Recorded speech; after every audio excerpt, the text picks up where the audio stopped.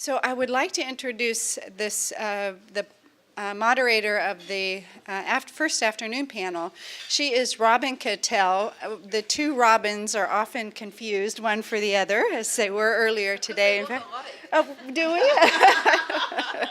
Fortunately, Robin Ketelle has an outstanding reputation, so it feeds off on me all the time. So Robin Ketelle is a nurse.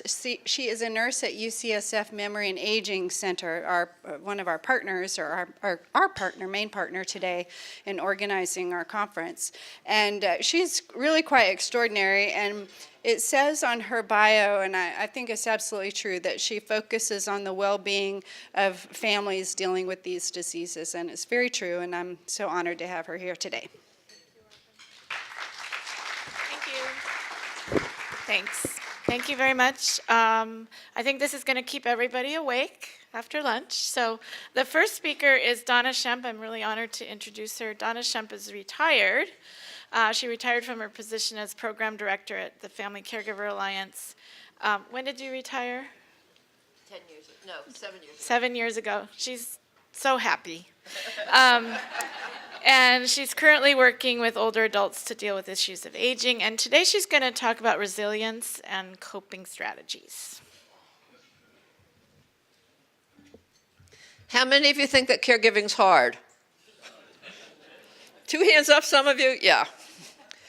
How many of you who have PSP or CBD think that having the disease is hard? 2 hands up. Yeah. So it's a dialogue between the two of you, the caregivers and care receivers, about how you're going to get through this whole thing. So, what is resilience? Resilience is our ability to deal with bad stuff happening. And sometimes we have experience from that as children, and we learned how to cope, and sometimes we've had that experience as adults and we've learned how to cope, or not. But whatever skills we learned earlier in our lives, we need to think about whether they worked, and if they did, those are the skills we need to call on at times of stress. You're not born, it's not something that you're born with, but all of us have different levels of resilience. Some of us are more resilient than others, naturally. But those of us who aren't, all of us thin-skinned folks, can learn how to get better at it. So this is a cartoon, and it says, "Bruce, it's almost July. Where has this year gone? And the pace of life is so hectic. Meetings, phone messages, faxes, appointments, errands, traffic, bills. It's hot. I'm overwhelmed, stressed. Oh, no. What problems do birds have? Cats. That's about it. I hate you." So, some of the things that we can change, there's that serenity prayer, let me know the things I can change and the things I can't change, and the wisdom to know the difference. Well, so one of the things we have to look at are what are the things we do have some control over and the things we don't have control over. Because if we really work on trying to change the things we have no control over, we're going to just be hitting our heads against the wall and not be feeling very well. We need some places in life to have care and support. One of my favorite questions to ask caregivers is, who do you call when you're having a bad day? And the most common answer is, well, no one. I don't want to stress anyone else out, or they don't want to hear it, or anything like that. I want you to know you can't get through this alone. And how you increase your resilience is by having as much support as possible, whether you get it from members of your support group, or family, or friends, or a therapist. You need people who can call when you're having problems. And then you need to make realistic plans. And one of the things I can tell you about realistic plans is you cannot do this 24/7. All caregivers need breaks. You need times away from being a caregiver so that you can come back refreshed and energetic and unfrustrated in being a caregiver. And a break doesn't mean going to the store and ending up in the longest line at the checkout counter going, I've got to get back, I've got to get back, I've got to get back. That's not a break, okay? And this goes, the greater the work ethic, the larger pile of things that never gets done. So Success in being a caregiver comes from, finding ways to cope where you feel successful. Success begets success. So finding little things that you can do where you get to feel in control and where you can feel like you solved a problem is going to make it easier for you to do that in the future. Using community resources is really, really important. And the last one I can't see. So stress is normal. You're absolutely positively going to feel stressed. In fact, they've done studies on caregivers, and caregivers have higher incidence of what's called cortisol, which is a stress hormone in their systems. But you could find ways that are going to reduce your cortisol levels and make you healthier as a result. Because if your cortisol levels are high, you're going to be more vulnerable to getting sick. And caregivers have higher morbidity and mortality, which means you get sick more and die sooner. So, you have to take care of yourself so that you can be a good caregiver to somebody else as well as to yourself, because you're important too. You're not just important as a caregiver. And also the whole idea that you need the sense that you can do things that will help. So this is, you try to do too much, Marcy, someday your head is going to fall off. Maybe you're right, I'll come out for a while. See, if you relax now and then, your head won't fall off. Okay, so there are ways that you can become more resistant. And one is how we define the problem. If we define the problem as something ongoing, I'm never going to be able to do anything about this, and there are no possible solutions, you're not going to have much resilience. Again, defining what can and cannot be changed, having goals that you can actually reach, because that will, again, help you feel successful. Being able to actually do something, doing some kind of concrete action. Helping yourself look for opportunities of self-discovery. Learn about yourself. One of the things we all have to learn, particularly as caregivers and also as care receivers, is what can we tolerate? How much can we tolerate? We need to know our limits, and sometimes we don't know that until the situation comes up. You cannot be perfect. There's no such thing as a perfect caregiver. And if you're trying to be perfect, you're going to set yourself up for failure. In fact, if you go to the Family Caregiver Alliance website, there's a fact sheet called Caregivers Have Feelings. And it's because as caregivers, we think we're supposed to be patient and tolerant and not lose it and kind and sweet and loving at all times. And, that's not realistic. You can't do that. You can't be perfect. It's like being a parent. You can't be a perfect parent. You need to keep things in, you have to have a broader context. We have to both live in the here and now. I don't want you to scare yourself about the future, but you also have to have some realistic plans about the future.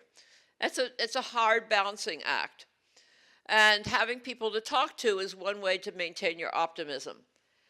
There's 3 cures to everything in the whole world. You all know that, right? Sleep right, eat right, and exercise, right? Boring, boring, boring. But necessary, necessary, necessary. So finding ways to make sure you have a decent diet, getting that 7 to 8 hours of sleep a night, and people say, yeah, right. And so, and we're going to talk about eat, sleep, and exercise, right? Sleep, sometimes people often find that, exercise, people often find that exercise happens most when they get up maybe early in the morning, and just a walk around the block can be something that I always say clears the cobwebs out of your head. You have to acknowledge that everyone has feelings and everyone has needs. And also that you can't do it all. So you have strengths and you have weaknesses. Work on your strengths, find ways to get help for your weaknesses. And this one says, can't you ever relax? So I'm going to skip this one because it's in your handout, the one for the caregiver. But this one I really love, and it says, it's a doctor talking to a caregiver, and it says, This prescription will help with his depression. He can take it at night before bedtime. And she says, not another pill. He has so many. And the doctor says, and he takes them at the same time every day? Yes, every day, same time. Iris, how are you coping with all of this? And she starts to cry. And she says, it's not easy being a caregiver. Are you okay? Tell me honestly. She says, can you give me a prescription for some hugs? And one of the things that happens, by the way, in caregiver, care receiver, if you're spouses, is you don't get touched in the same way. Neither of you gets touched in the same way. Caregivers are touching the care receiver, mostly in doing things for, like going to the bathroom or showering or transferring or all that stuff. And the caregivers don't get the hugs and the nurturing and the cuddling that they really need. And so how we get touching needs met is one of the really hard things. And this one says, it's a cockroach. You know, the cockroaches are going to be the one thing that survives a nuclear holocaust. And it says, nonsense, mother, you'll probably outlive us all. One of the things that makes caregiving difficult is that we're all dealing with grief and loss. And for the caregiver and the care receiver, you're both dealing with grief and loss. Sometimes we think that, well, I'll just ignore that. I mean, you know, and what right do I have to feel bad? But it's really important that we acknowledge that grief and loss. And some people even create ceremonies. I had one caregiver who once a month went out to the ocean and wrote down all the things that had changed in that month and then threw it in the ocean as a way to like let it go. But acknowledging that is really important because we're dealing with loss of the future, loss of someone in terms of who they were. And if you're the person, you know, with PSP or CBD, you're dealing with the things that you can't do anymore, loss of your roles, loss of independence, and all those things are real, and we need to acknowledge them because they're really important. This is just a real quick list of all the things that you might be dealing with because sometimes we don't admit to what we're dealing with. So just admitting to some of the things, like if, you know, as a care receiver, I'm sure you get angry and frustrated at times, but sometimes we take it out on our caregiver. Physical care needs change. There's the uncertainty of the future, and uncertainty is one of the hardest things to live with. And then dealing with the medical system. Money is always a stressor, legal stuff, and you know, the fact that you feel like you can't leave someone alone. And I just got one of those things that says I have to stop talking. So this is just how much stress is too much stress, and he copes and he copes and he copes and he copes until his head blows off. Depression is another one of those things that caregivers have a 50% higher incidence of depression than non-caregivers. Depression is something that can be dealt with. It can be, you can get medication, you see a therapist. Acknowledging that you're depressed is really important. This one says, rerun, where were you yesterday? I hid under my bed all day. I think it's something everyone should do every once in a while. What does your dad think about that? He didn't go to bed today. He's hiding under the bed. Anger. Yes, we all get angry. We have a right to be angry and frustrated and all those other things. It's how you express that anger that's going to be the issue. But part of the thing is if you get angry, particularly as a caregiver at your care receiver or the care receiver at the caregiver, we have to learn to forgive ourselves also, because otherwise you're just going to feel bad every time you don't act perfectly. And this one says, I always take a photo of my Christmas gifts so I can compare year to year. I think this is my best year yet. And this tells you what? That you were extra good, that your dad got a raise, that your mom scored on the stock market. No, that I've perfected my whining and begging. You must be proud. So be aware that, you know, and one of the other things that we do is what we call negative self-talk. Like, no one can help me, I can't do it all, it's not fair, you know, this is just terrible. So we have control of our negative self-talk. And that's one of the things that we can do some changing about. So, you know, she says, my life is ruined, and he says, when your life has been ruined, you should lie under a tree all afternoon. Do you see a theme here about just getting away? Change is hard. We need to deal with change. Nothing is permanent. Everything changes. That's the one thing we know for sure in this world. Yeah, but I'm still going to gripe about it. So we need to help. We need to get help. So when someone asks you if there's anything they can do to help, what do you say? Yes. She says yes. What do we usually say? No, that's okay, or I'll let you know. So right now I'm going to teach you a 3-letter word that you all need to say. Is there anything I can do to help? Yes. Well, now say it like you mean it. Yes. Yes. Okay. This is the most important 3-letter word I can ever teach you. You need to be able to ask for help and to accept help when it's offered. And this one you can't see, so it doesn't matter. Find out what your stress relievers are. What are the things that work for you? We all have different things that are our stress relievers. For me, it's hot fudge sundaes, but you have to find out what will work for you. Prayer, meditation, shopping, music, dancing, sleeping, gardening. Find out what your stress reducers are and keep an eye on those things. And this is just 2 women talking, and they share, their upsets, and then they feel better. Touch. I talked about, we all need touch. And now I'm going to give you the one thing that I have to do. The thing that strengthens our immune system more than anything else is laughter. That releases endorphins. They counteract that cortisol I was telling you about. It's also an internal massage, and it helps us relieve stress and reduce pain, and it makes it easier for us to get along with others, and helps you perform better. So, So I'm going to show you that in a minute.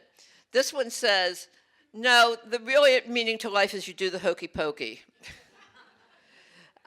So where do you find laughter? You can find it in movies, bumper stickers, friends, emails, pets, all kinds of things. But it's really important to find ways to laugh. One of my favorite questions to ask caregivers is, when is the last time you laughed? And people usually go, because they haven't thought about that, and they haven't thought about the fact they haven't laughed. So the end is not near. You must learn to cope. So before I end, I'm going to have you learn how to laugh. There's something called laughter clubs, and they were started by a guy in India who got together before work and had people tell jokes, but that got boring because no one had enough jokes. So we learned that you didn't need to hear something funny to laugh. So we're going to try laughing right now, and I'm going to start here, and I'm just going to go across, and I just want you to